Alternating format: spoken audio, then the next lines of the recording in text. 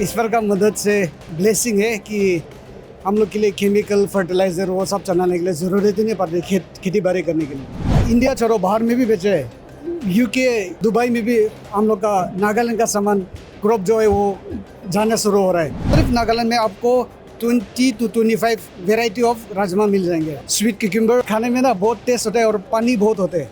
अभी के लिए मेरा कंपनी से जो जुड़ा हुआ वो है 7,500 फार्मर्स। नागालैंड का फार्मर का बच्चे भी डॉक्टर कर रहा है, ये कर इंजीनियर कर रहा है। क्यों?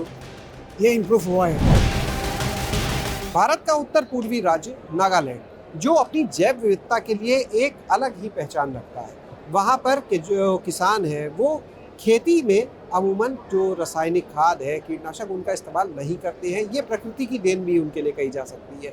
लेकिन पिछले कुछ समय में नागालैंड की जो खेती है वहाँ पर किसान जो है उनमें एक बड़ा बदलाव देखने को मिला है। वो ये कि पहले बहुत से किसान खेती को सिर्फ अपनी ज़रूरत के लिए किया करते थे, जितना उन्हें खाना है उतनी।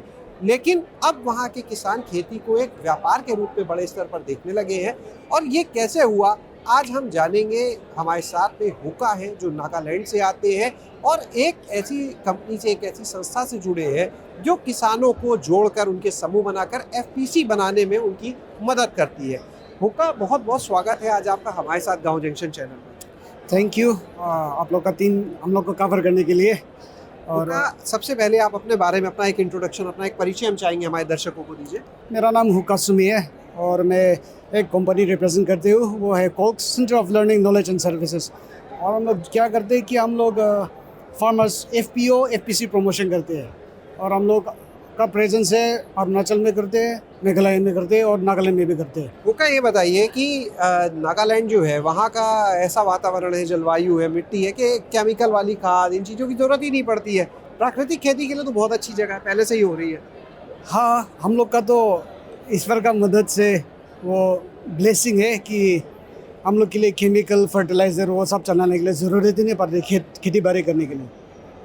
ये जो एफपीसी वहाँ पर बन रहे हैं, उन्होंने किस तरह से वहाँ पर चीज़ों को बदला है, खेती के स्वरूप को बदला है, क्या बदलाव आया है? जी, नागालैंड ऐसा है कि मार्जिनल फार्मर्स खेती बाड़ी करते हैं अपने खाने के लिए। जो कुछ बचा खानदान है या पड़ोसी को दे देंगे। उन लोगों का समाज में खेती बाड़ी हुई था। पर ये प्रोजेक्ट स्कीम आया, MOVCD NER बोलते हैं इसको, mission organic value chain development for north east region.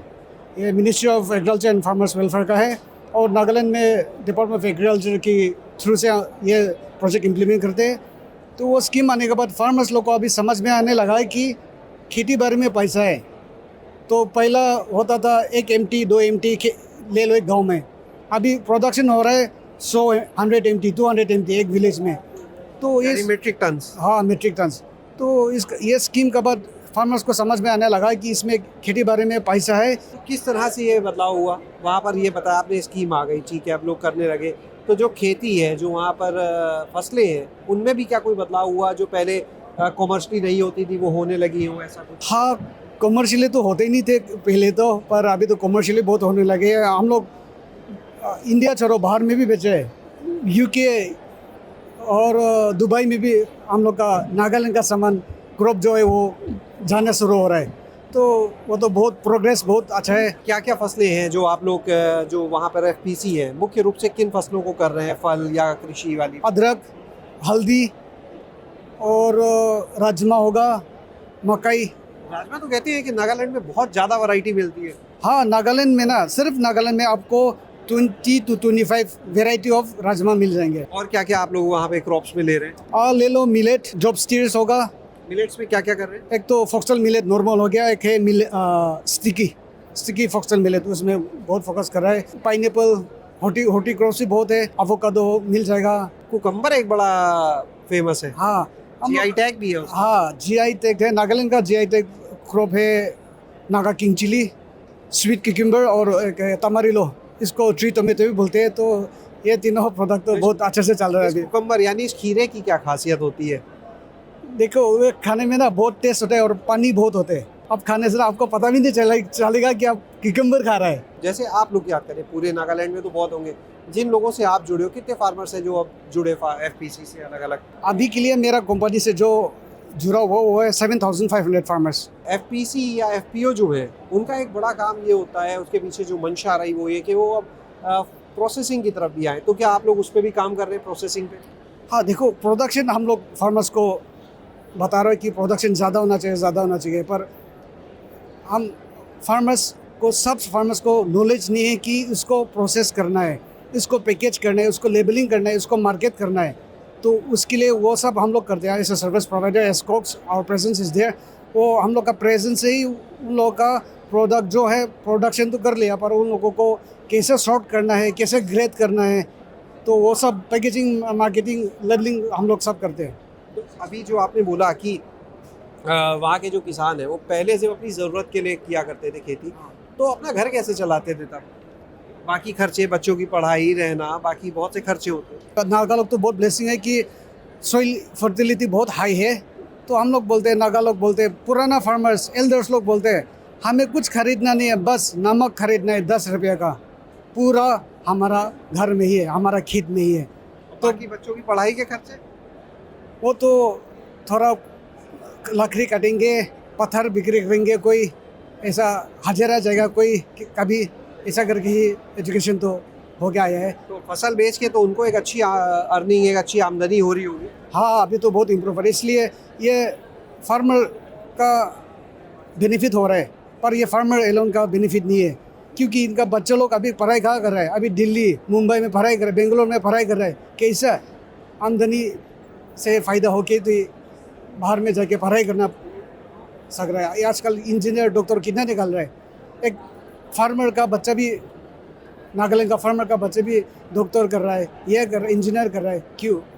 ये इम्प्रूव हुआ है। होगा आपको जो लोग इस समय सुन रहे हैं, हमारे चैनल पे देख रहे हैं, बहुत सारे लोग होंगे, हो सकता है वो आपसे कांटेक्ट करना चाहें, बात करना चाहें। नॉर्थ ईस्ट के लोग हैं जो अपना एफपीसी बनाना चाहें, तो अपना कोई कांटेक्ट नंबर भी आप शेयर करेंगे जिससे वो कांटेक्ट कर सकें आगे? हाँ जी, ज़रूर, कोई नहीं। नागालैंड में कुछ भी प्रोडक्ट, कुछ भी मदद चाहिए हो क्रॉप्स के लिए वगैरह वगैरह में मुझे कांटेक्ट कर सकते हैं। मेरा नंबर है 8415091023।